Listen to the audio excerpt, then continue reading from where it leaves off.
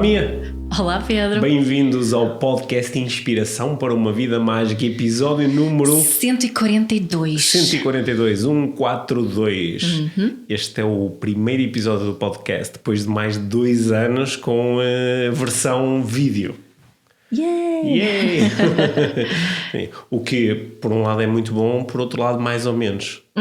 Porque já não posso vir de pijama para os episódios. Por causa eu estava a pensar nisso. Sim. Como, bom, vamos nos ter que adaptar. Se calhar um dia ou outro pode ser de pijama na mesma. Sim. Sim. Nós estamos quase a lançar os bilhetes para o Tour IVM 2020. Exato. Quem ouviu os últimos episódios sabe perfeitamente as datas, mas eu vou relembrar para quem anda mais distraído, não é? Portanto, nós vamos estar no dia 10 de fevereiro em Coimbra, no dia 12 de fevereiro vamos estar em Braga e no dia 15 de fevereiro vamos estar em Lagoa, no Algarve. E para este Tour IVM 2020 são estas 3 cidades onde nós vamos estar. E vamos estar nós e os nossos convidados. Nós e os nossos convidados e muitas centenas de participantes, como é óbvio, não é? E eu estou a dizer que estas são os 3 porque já recebemos tantas mensagens a dizer e na Madeira, e nos Açores, e no Porto, e em Lisboa. Nós havemos de ir a todo lado, agora. São estes os lugares. Para quem está perto destes sítios, de Coimbra, de Braga, de Lagoa, são 3 excelentes oportunidades. Nós vamos estar a falar sobre perguntas. Sobre perguntas. Vamos falar sobre perguntas. O tema vai ser daquelas perguntas boas. Daquelas perguntas mesmo boas. Aliás, nós nesta edição do Tour IVM vamos dar a possibilidade a quem nos segue nas redes sociais, quem ouve o podcast e também, claro, quem vai estar presente no evento, de fazer perguntas às quais nós vamos responder em palco, junto com os convidados. Portanto, acho que vamos ter aqui um formato muito interessante que vai produzir conteúdos bem à la Inspiração para uma Vida Mágica. Sim, é? e são eventos solidários, como sempre. Sim, como sempre, eventos solidários. Cada local apoia o seu projeto. Sim. E podem encontrar a informação toda no link que tu vais pôr nas notas. No link que eu vou pôr nas notas. Isso exatamente. Sim, boa. Vai ser bom voltar ao palco depois das últimas experiências que tivemos nos Coliseus. Acho que vai ser muito bom voltar ao palco, ainda por cima com um formato novo e com muita vontade de inspirar para uma vida mágica. Exatamente. Tu é que trouxeste um tema para hoje. Eu é que trago um tema para hoje. Eu hoje quero falar precisamente sobre redes sociais. Quero falar sobre fake news. E acho que vamos começar por aí e ver onde é que isto nos leva. E quero, como sempre, falar deste tema adotando aqui uma perspectiva de desenvolvimento pessoal. Porque este é um tema muito importante, acredito eu. É um tema decisivo até. Em termos sociais, em termos políticos, é muito importante nós refletirmos um pouco todos juntos, refletirmos sobre a forma como nós produzimos e digerimos notícias, a forma como nós... E partilhamos notícias. Porque, ao contrário daquilo que acontecia há alguns anos, todos nós, neste momento, temos nas nossas mãos poderosos veículos de difusão. Não é? Nós podemos produzir, não é? Podemos escrever textos, podemos escrever notícias, gravar vídeos, nós podemos produzir e podemos difundir a produção dos outros. E isso colocou-nos num papel que nós antes tínhamos de uma forma um bocadinho mais moderada, não é? Sempre foi possível espalhar boatos, sempre foi possível partilhar opiniões que não tinham grande fundamento, sempre foi possível procurar influenciar os outros recorrendo a uma série de estratagemas. Mas agora é mais fácil. Agora é mais fácil e acho que é interessante nós refletirmos sobre isso e refletirmos e eventualmente aqui durante a nossa conversa podermos chegar a algumas práticas, algumas boas práticas para que possamos, cada um de nós, para que possamos ser mais ecológicos no sentido de sermos uma boa influência sobre os outros quando estamos a tomar decisões e quando estamos a lidar com a informação que chega. Sim, mais ecológicos, mais conscientes daquilo que estamos as notícias que estamos a consumir. Sim. Não é? E a forma que estamos a digerir e a forma que estamos a partilhá-las. Sim. Porque nós estamos chegamos rapidamente aqui a um território muito perigoso, não é? Os fake news, produzir uma notícia que é deliberadamente falsa, é uma estratégia milenar, não é? Quando eu quero influenciar um grupo de pessoas a tomar uma determinada decisão ou a adotar um determinado valor ou a terem um determinado comportamento, eu posso recorrer a uma notícia que é falsa. Não é? Uma notícia é um relato de um acontecimento e eu posso relatar um não acontecimento. Yeah. Né? Ou posso relatar algo que aconteceu, mas adotando uma determinada perspectiva que não é verdadeira, com um objetivo claro de criar uma determinada influência. Exato. Esta estratégia não tem nada de novo. Ela agora pode ser... mas a forma como se fala dela é como se fosse uma cena nova. Sim, mas né? sim, já acho que... Eu lembro de muitas fake news na adolescência, ali na escola, havia muitas fake news a circularem. Né? No fundo é isso que se potencializou, esse fenómeno. Sim, mas basta olhar para a história de Portugal, não é? Ir a recuperar alguns dos momentos da história de Portugal e encontramos muitas fake news, muitos momentos onde alguém, ainda por cima, em alturas onde era difícil tu validares o que realmente tinha acontecido, não é? Porque não havia propriamente, há um vídeo onde se percebe claramente que o Marquês de Pombal não disse isso, não é? Como não era mais difícil ter validação de algumas veracidade coisas, da veracidade, sim. A possibilidade de criar um relato falso para gerar um determinado comportamento. Tens assim algum exemplo? Eu não sou perita na história de Portugal, não é? Ainda ontem à noite estávamos a falar disso na hora do jantar, os meninos estavam a discutir ali a segunda dinastia. Portanto eu vou aprendendo com eles. Sim. Olha, eu há pouco falei do Marquês de Pombal porque é historicamente conhecida a forma como o Marquês de Pombal aproveitou um momento onde aparentemente houve uma conspiração em relação ao rei, a Dom José I, para envolver na tal conspiração, alegadamente, uma série de pessoas que politicamente lhe eram contrárias, para basicamente os matar a todos. Não é? Pronto. Ou seja, fake news não é nada de novo. Não, fake news não é nada de novo, mas a forma como nós podemos rapidamente ampliar uma notícia falsa, essa é nova. Isso é um bocadinho novo, não é? Ainda há uns dias tivemos o caso de uma notícia que rapidamente se espalhou pelos órgãos de comunicação social do mundo inteiro, pelos órgãos de comunicação social que normalmente não... supostamente credíveis, supostamente não é? Como credíveis, The Guardian, que sim. eu pessoalmente considero... Sim, das mais credíveis. Sim, não é? Se saiu no Guardian, em princípio isso já é uma fonte credível, não é? Supostamente, mas esta notícia em particular, que era a notícia que dizia que a Finlândia estava a contemplar a possibilidade de passar a ter uma semana de trabalho de 4 dias e só com 6 horas de trabalho em cada um desses 4 dias, e de repente espalhou-se pelo mundo inteiro, não é? Sim, foi giro. Eu vi tanta gente a partilhar artigos sobre esse fenómeno e fiquei a aguardar muito, muito curiosamente, assim, tipo, não fazia sentido nenhum. Até achei que era uma daquelas notícias que era fácil perceber que não era verdade. Embora a notícia tenha passado aqui um primeiro filtro, que é quem é que está a divulgar a notícia. Yeah. Isso é um bom primeiro filtro, não é? Eu às vezes vejo pessoas... Mas aí que estou a dizer, até aí é que eu comecei a questionar o Guardian. Sim. Porque não fazia mesmo sentido. Às vezes eu vejo pessoas muito indignadas a partilharem notícias e depois tu olhas para o website que publicou e é tipo noticiasfalsas.pt. Mas neste caso em particular, porque era uma notícia boa, não era uma notícia que falava mal de ninguém, não era racista, não era machista, não era era uma boa notícia. Portanto, acho que isso também fez com que muita gente quisesse partilhar isso, porque as pessoas só querem trabalhar 4 dias por semana durante 6 horas por dia.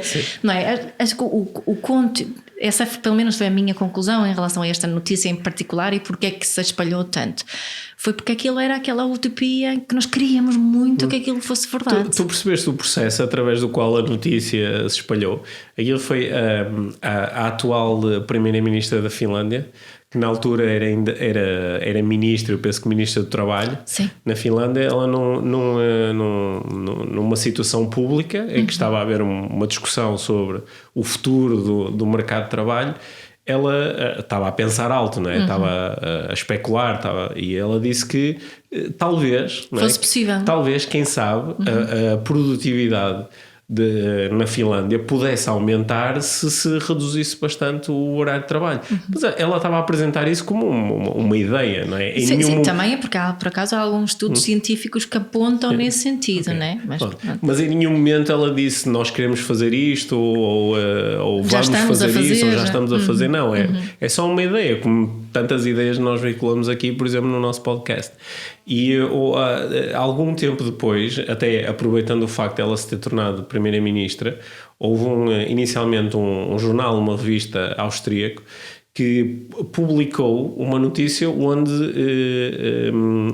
estava a referir especificamente que foi naquela situação e apenas como uma ideia e em alternativa, porque ela disse em alternativa trabalhar 4 dias ou reduzir o horário de trabalho diário para 6 horas. Era ou. Não é?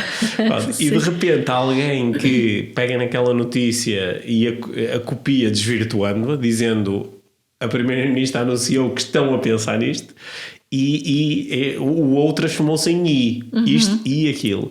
E de repente... E já vi notícia a dizerem que já estavam a fazer isso. Já estavam a fazer isso. E de repente, não é, começam uns a citar os outros e ninguém foi falar com a fonte. Exato, é? Exato. E eu acho que tu tocaste aí num segundo filtro. Se o primeiro filtro é qual é a fonte, um bom segundo filtro é isto parece-me razoável. Exato. Ou seja, parece-me razoável haver uma alteração tão...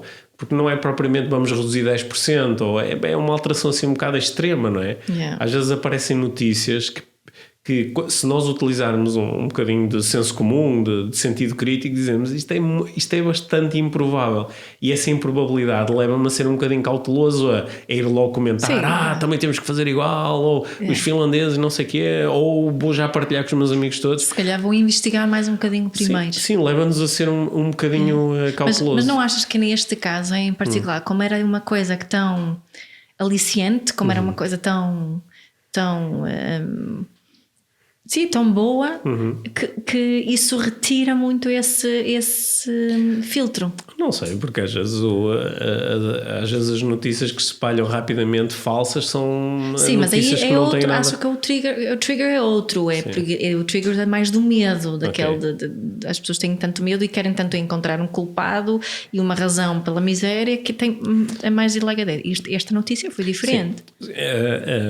O que a investigação nos tem mostrado, e curiosamente a Finlândia tem sido um dos países mais à frente no aprender a lidar com esta questão dos fake news, não é?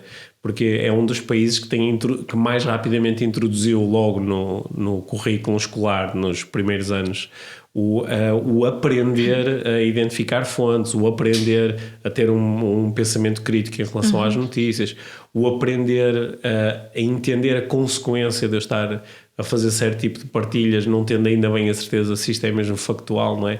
O aprender a perceber que quem relata uma notícia, por muito isento que queira ser, está sempre a utilizar os seus próprios filtros. É por isso que é tão difícil ser um bom jornalista.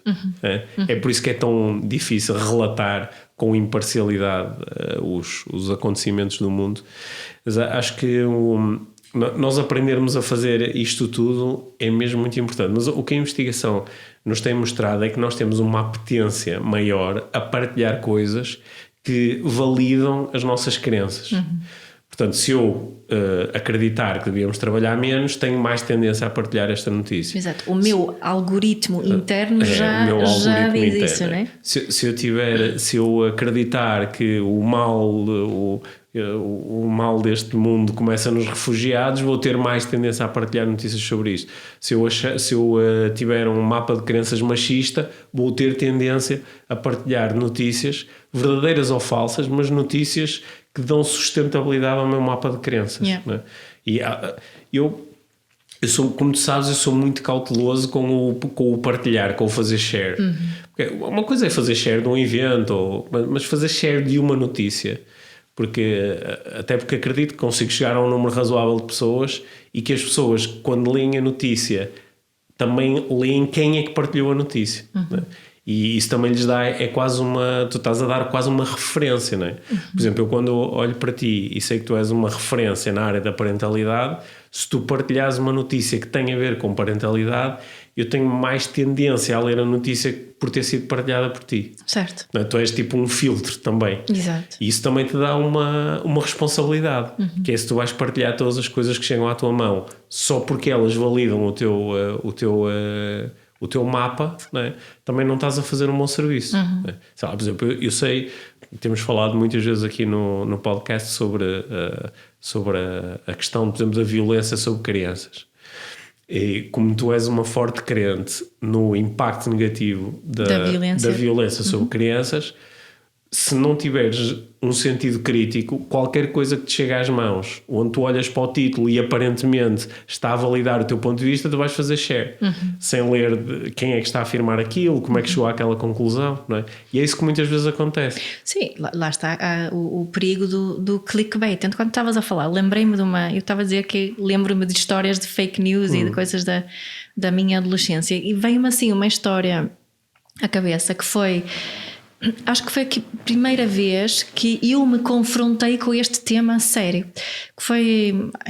andava na escola secundária e chegou uma notícia, foi uma revelação de um dos partidos políticos do município, que estavam muito indignados porque a bolonhesa... a bolonhesa na cantina que continha carne de veado. E não metade de porco e metade de vaca, como era costume. Tinham trocado o porco por veado. Porquê? Por causa dos muçulmanos. Porque as crianças muçulmanas, como não comem porco, nos dias que havia porco tinham outra refeição que não continha porco.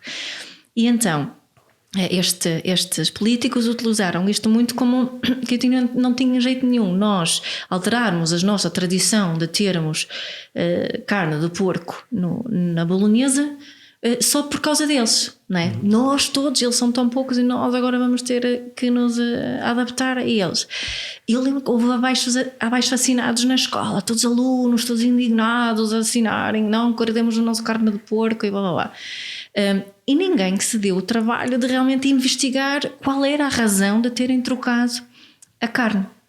E então, a única pessoa na minha escola que realmente começou a pensar isso foi a minha amiga Sara, que tu conheces. E a Sara começou a questionar isso e ela foi realmente investigar qual foi a razão disso, porque ela disse: eu recuso-me de assinar este abaixo assinado sem saber a verdadeira razão.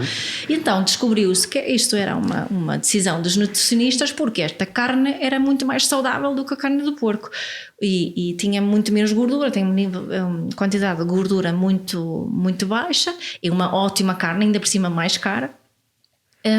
E que a razão não tinha nada a ver com evitar o porco aos alunos muçulmanos. E esta situação serve para mim de exemplo em muitas outras depois durante a minha vida, não é? De eu perceber que não, antes de eu reagir em relação a esta situação em particular, eu tenho que começar a investigar o que é que está realmente por detrás.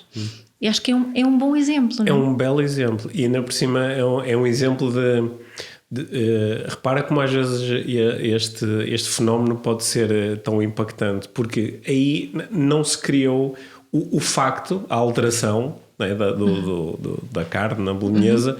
o facto em si era verdadeiro. Sim. De facto, essa alteração... Tinha havido essa alteração. Contou-se, narrou-se, foi o facto, introduzindo aí uma motivação que era muito diferente da real motivação.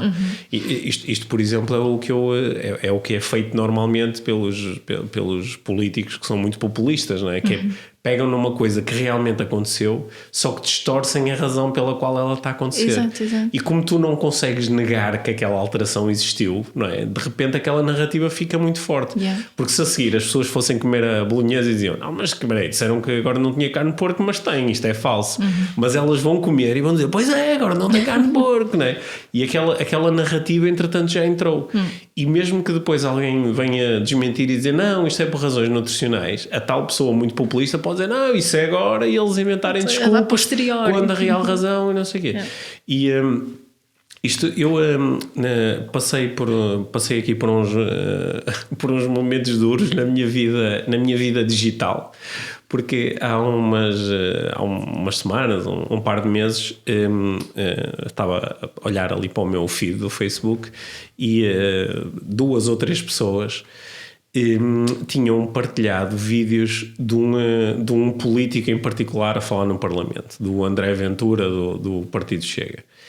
E as pessoas partilharam, 2 delas surpreendeu muito que tivessem a fazer aquele tipo de partilhas. Percebi que tinha a ver com a profissão que elas têm e o facto de aparentemente este político estar a dar suporte e importância àquela profissão. E então eu carreguei e fui ver o vídeo, não é? Deixa eu ver o que é o vídeo. Então estive a assistir ao vídeo. O discurso, de acordo com o meu mapa de crenças, era extremamente demagógico, não dizia nada em concreto, não é? Aliás, recorria, é uma estratégia típica, não é? De quem quer utilizar o seu tempo de antena, de intervenção para chamar a atenção, que é tu dizeres uma coisa com que toda a gente concorda, não é? Que é tu dizes, eu sou contra a pobreza porque eu sou a favor das pessoas, eu sou a favor dos reformados, eu sou a favor dos professores, sim, claro, como toda a gente, não é? Mas pronto, eu estive a ver o vídeo, surpreendeu-me um pouco que as pessoas que o tinham partilhado não tivessem usado ali um bocadinho de pensamento crítico para sequer perceberem que as afirmações que ele fazia nem sequer batem certo com o programa político com que ele se candidatou e entrou na Assembleia, porque eu, apesar de não ser um adepto das ideias políticas dele, mas fui ler o manifesto para poder também sustentar, não é, ou criar uma opinião em relação a esta pessoa, às ideias que ele propõe. Só que o que é que aconteceu? Quando é que a minha vida se tornou difícil?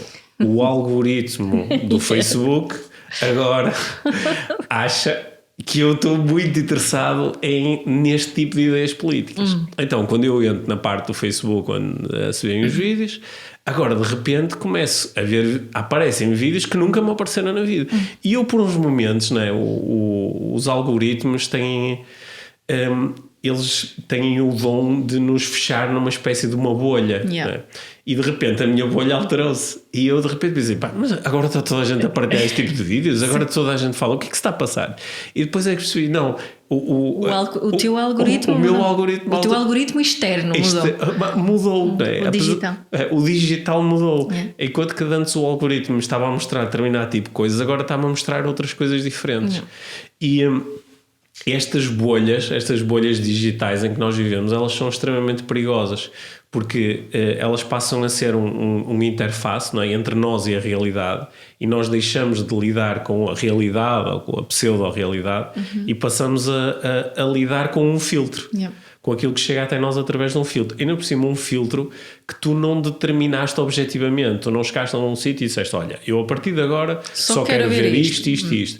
Não, esta decisão está a ser tomada por ti. Antigamente escolhíamos, não é? Check, quero informação sobre isto, isto, aquilo. Agora não. Esta decisão está a ser tomada por ti com base nas coisas que tu supostamente tiveste a ver antes, com base nas buscas que fizeste no Google, com base em algumas palavras-chave, com base em algumas coisas, com base naquilo que seguem as pessoas que tu segues, etc. E de repente tu tens aqui tens aqui uma espécie de um sensor, de uma censura que está a decidir o que é que tu vês e o que é que tu não vês. E pá, eu entrei um bocadinho em pânico. Pá, eu tenho que mudar o meu algoritmo. Tenho que começar a ver outras coisas. Sim, dá para fazer isso? Sim, dá para tu mostrares ao algoritmo que este tipo de vídeos não me interessa. Pois podes escolher. Sim, não quero ver vídeos deste género, e podes até tens uma série de opções para dizer porque é que eu não quero ver, porque é que eu não quero seguir esta pessoa, ou porque é que eu não quero seguir. Exato. É a pessoa, é o tipo de mensagens que ela veicula. Dá para tu introduzir essa informação, mas lá está, tens que ter algum tipo de consciência sobre o que está aqui a acontecer. Eu acho que muitas pessoas utilizam as redes sociais, utilizam a internet sem ter noção de que isto está a acontecer. Então acreditam que isto é a realidade. De repente está toda a gente a fazer alguma coisa. Isso, aliás, isso foi muito falado a propósito das últimas eleições em Inglaterra, em que aparentemente, olhando só quem vivia dentro das bolhas das redes sociais, achava que o Boris Johnson não tinha hipótese, não é? E ele depois ganhou com resultado histórico, não é? E isto dos algoritmos não te perturba? Sim, ao mesmo tempo que me deixa... É confortável, não é? Assim, eu assim, não vejo coisas que tenho sugestões de coisas que na maior parte das vezes gosto. Ao mesmo tempo, por exemplo, no meu trabalho, as coisas de parentalidade que me aparecem e mesmo partilhas de outros. Agora, hoje em dia nem vejo muito o feed do Facebook particularmente, mas a mim parece-me que este mundo da parentalidade consciente está a crescer muito, agora, está cada vez está brutal. Parece, né? que toda a gente está numa onda de parentalidade Sim, consciente. Só que de vez em quando tenho um reality check, obviamente. Portanto, eu assim, profissionalmente, quero alargar um bocadinho o meu algoritmo para não é? Para saber também onde é que eu posso influenciar, mas para saber qual é a realidade, porque eu estou muito consciente que aquilo que eu vejo nas minhas redes sociais não é a realidade, é uma minoria, continua a ser uma minoria das pessoas que têm consciência desse género, mas é isso que me parece no meu feed, é uma maioria, né? Portanto, o que eu sinto é que tenho isso muito presente quando navego nas redes sociais. Às vezes eu até tenho pessoas que eu sigo de propósito porque têm ideias diferentes, vivem uma realidade diferente da minha vida, para me desafiar um bocadinho, também para perceber qual é a realidade, não é? Mesmo assim, seguindo estas pessoas, tenho propositadamente a entrar muitas vezes para criar um hábito de que me apareça também, não é? Ou ter avisos que postaram coisas novas, é que eu costumo fazer. Olha, tu há pouco disseste que tinha mudado o teu algoritmo externo. Sim. Estás aí a propor que há um algoritmo interno. Foi isso que eu te comentei isso há bocado, quando estás a dizer, não é? O teu algoritmo interno são os teus filtros, no fundo, aquilo que faz com que tu reajas à carne de veado na bolonhesa de uma certa forma, não é? Ou também estava a lembrar de outra história, também na Suécia, que é mais recente, que até foi uma notícia mundial, que foi que numa cidade na Suécia onde o município decidiu não decorar as árvores na avenida principal da cidade com as luzes como de costume. Com as luzes de Natal. Com as luzes de Natal. E qual foi a notícia que surgiu? Foi que a cidade decidiu fazer isso por respeito aos muçulmanos, porque como não celebram o Natal e não sei o quê, não vão fazer isso. A verdade foi que as árvores eram tão antigas que era para poupar as árvores, que aquelas luzes de Natal que eram demasiado pesadas para as árvores. Essa era a razão. Não é? Porquê é que eu falei disso agora? Para o algoritmo. A forma como eu interpreto o meu algoritmo interno é o que determina também a forma que eu interpreto as coisas e para onde é que eu olho, não é? As notícias que escolho ler mais, as fontes que escolho procurar. Ou seja, o algoritmo interno serão as minhas crenças, os meus valores, as minhas experiências passadas. Exato, os meus preconceitos. Mas, em função disso, eu reparo mais numas coisas e reparo menos noutras. Sim, acredito que sim. Ou vejo as coisas de uma treinada forma e não vejo de outras. Exato. Portanto, o que eu procuro tornar consciente aqui são tanto os algoritmos internos como os algoritmos externos. Não é? Acho que Nós, no mundo do desenvolvimento pessoal, falamos muito sobre este algoritmo interno, não é? Então, eu que sou um apaixonado por programação neurolinguística, não é por acaso que trago tantas vezes estes temas aqui para as nossas conversas, não é? Os significados, as crenças, as percepções.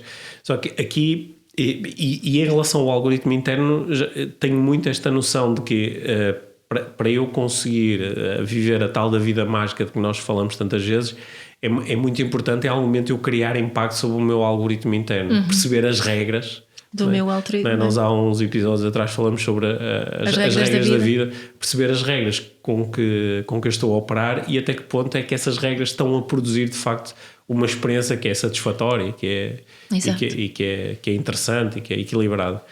E aqui estamos a adicionar uma nova camada, que é mesmo quando eu trabalho neste meu algoritmo interno e me posso tornar, por exemplo, uma pessoa mais positiva, mais otimista, uma pessoa que é mais empática, tem mais capacidade de entrar no lugar do outro, consegue criar melhores relações, eu posso fazer esse trabalho todo. Só que depois, se o meu algoritmo externo só me mostra desgraças, só me mostra comportamentos que vão contra aquilo em que eu acredito, está constantemente a colocar-me pressão para que o meu algoritmo interno se torne a alterar e se torne outra vez mais negativo, mais pessimista. E eu acho que isto é um dos grandes trabalhos do desenvolvimento pessoal para os próximos anos, está relacionado com isto. É para mostrar que nós temos aqui uma espécie de um esqueleto interno, mas também temos aqui um exoesqueleto, há mais uma camada, e que é uma camada em relação à qual nós, se não estivermos atentos, temos muito pouco poder. De repente é o Mark Zuckerberg e os seus filtros que estão a decidir qual é a minha realidade, o que é que está realmente a acontecer. A Austrália está mesmo a arder e porquê é que isso aconteceu, não é? Os iranianos ripostaram o que é que está a acontecer? E de repente eu não sei, ou eu sei umas coisas e tu sabes outras.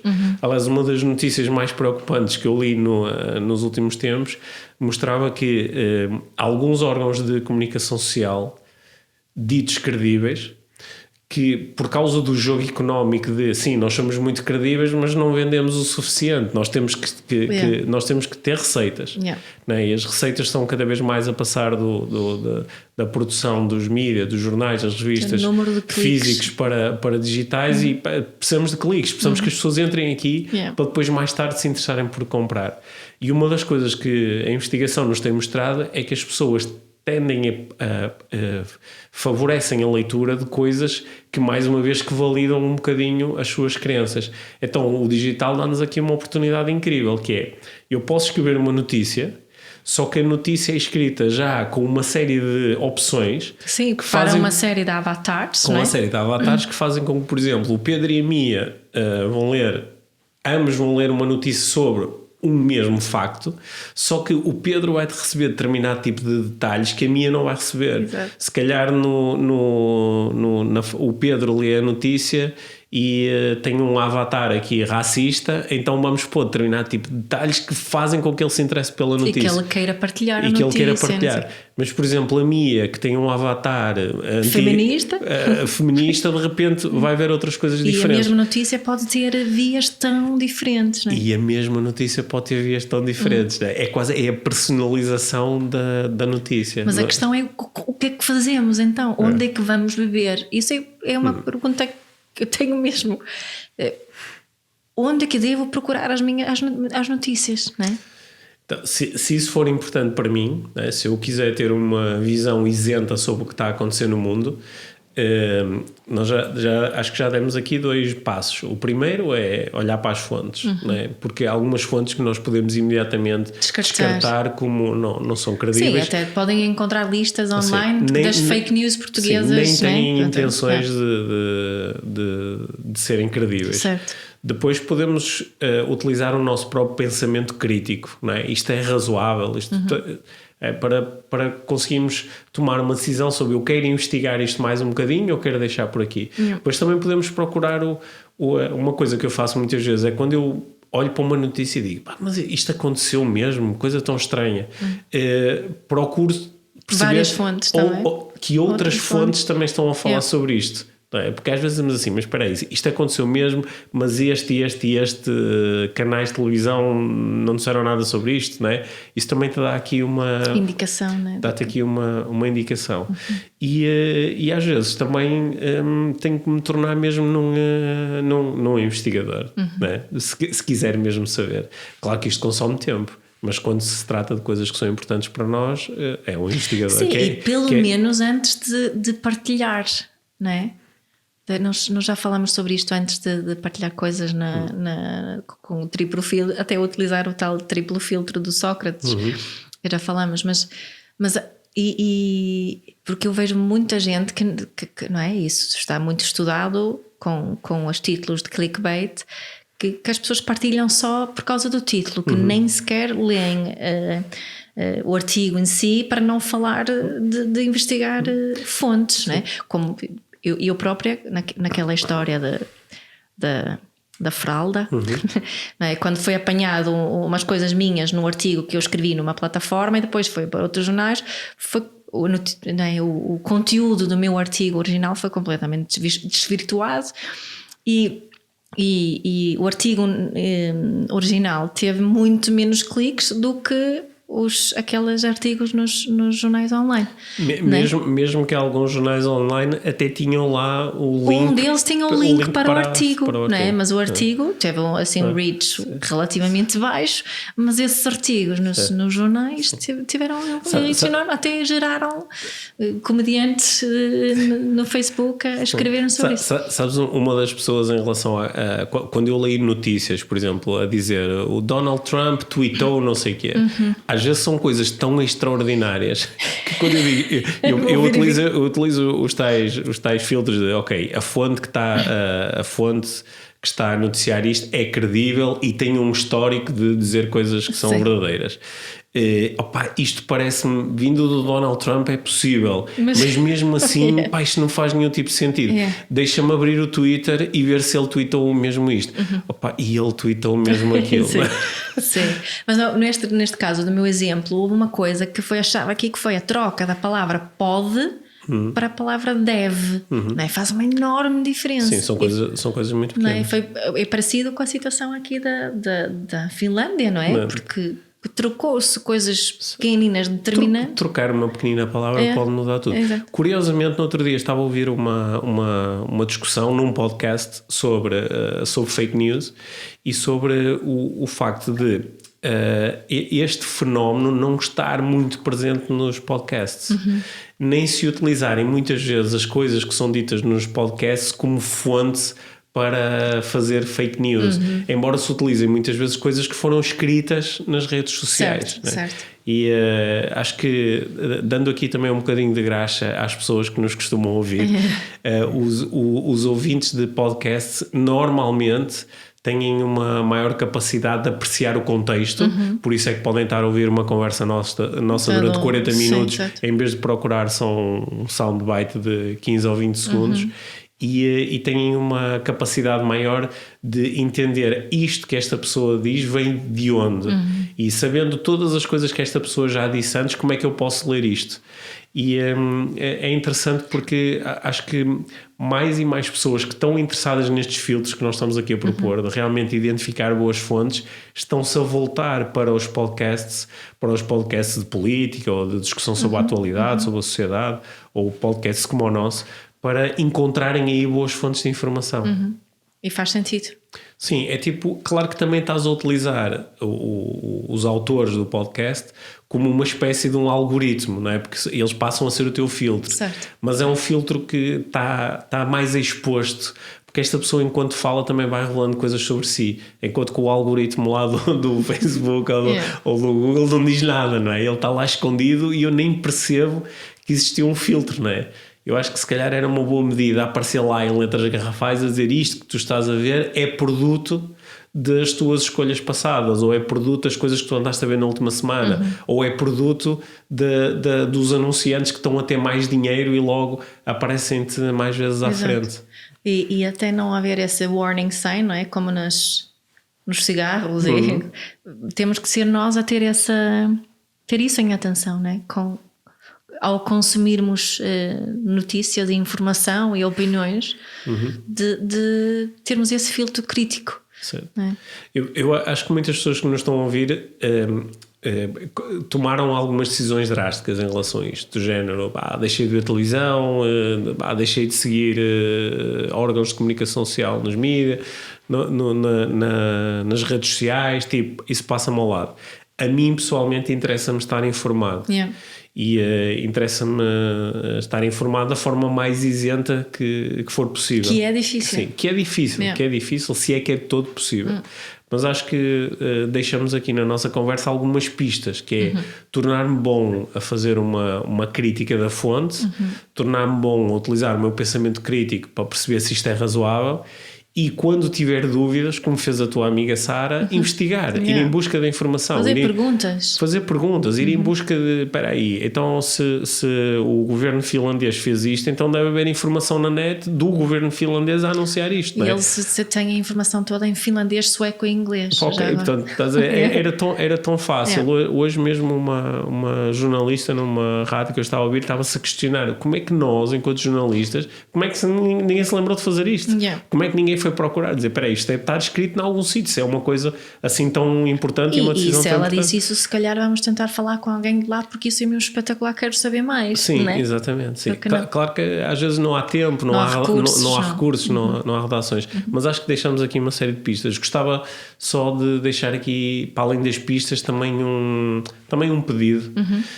O pedido de falarmos mais vezes sobre isto com as nossas crianças. E o pedido de, sobretudo para quem está dentro do sistema educativo, de ter conversas com as crianças sobre isto e de pegar, dado que eles gostam tanto de utilizar as redes sociais, utilizar casos práticos com que eles estão a lidar, coisas que lhes interessam. E saiu agora material que se pode utilizar, que eu partilhei, material que se pode utilizar para trabalhar isto com crianças, porque vai ser cada vez mais importante. Onde é que partilhaste isso? Penso que partilhei na página do Facebook da Academia de Parentalidade Consciente. Ok, bom, então está aí um recurso bom, é procurar a página da Academia de Parentalidade Consciente no Facebook e encontrar esta informação. Certo. Até porque isto pode ser uma coisa, como, se as crianças gostam de futebol, por exemplo, o nosso filho do meio adora futebol, sabe tudo sobre futebol, e ele quando vê uma notícia, às vezes há notícias fantásticas e o clickbait está muito presente, não é? E fazem uma meia notícia ou dizem que o jogador vai para o clube tal, mas depois afinal aquilo ainda não é. E ele é bom a criticar, a dizer eu vi uma coisa mas não deve ser, porque não faz sentido por causa disto e disto e disto. Sim. Ou porque, não, foi o site X que publicou. Porque ele sabe muito do tema, não é? Porque ele sabe muito do tema e também sabe, ele já me mostrou isso várias vezes, ele sabe investigar, ele viu uma notícia, então eu peguei e fui, espera aí, se o Clube X contratou este tipo, então se eu entrar no Twitter deste clube deve estar lá um anúncio. Exato. Não está, isso é estranho, não há fotografias, então provavelmente não aconteceu. E se uma criança consegue fazer isso, nós também conseguimos fazer. Portanto, pensamento crítico em relação à nossa própria atividade e também ajudar as crianças a terem este pensamento crítico. Não é? E invistam um bocadinho de tempo a olhar para formas de alterar o vosso algoritmo. Sim, para não acabarem a ver vídeos de políticos que agora não interessam muito. Que tiveram uma infância. Olha, e para fazermos isso é preciso saber fazer boas perguntas. Por isso, no Tour IVM vamos brincar com muitas perguntas e vamos refletir juntos sobre muitas coisas. Dia 10 de fevereiro em Coimbra, 12 de fevereiro em Braga e 15 de fevereiro em Lagoa. Em Lagoa, 3 oportunidades incríveis de aprender sobre perguntas. Exatamente. E eu estou muito curioso sobre as perguntas que nos vão aparecer. Podem nos ir mandando perguntas já agora. Sim. Podem enviar nas directs. Sim, sendo que nós vamos fazer isto de forma formal no momento certo para ver perguntas formais para nós utilizarmos nestes eventos. Tá bom. Tá bem? Obrigado, Mia. Obrigada, Pedro.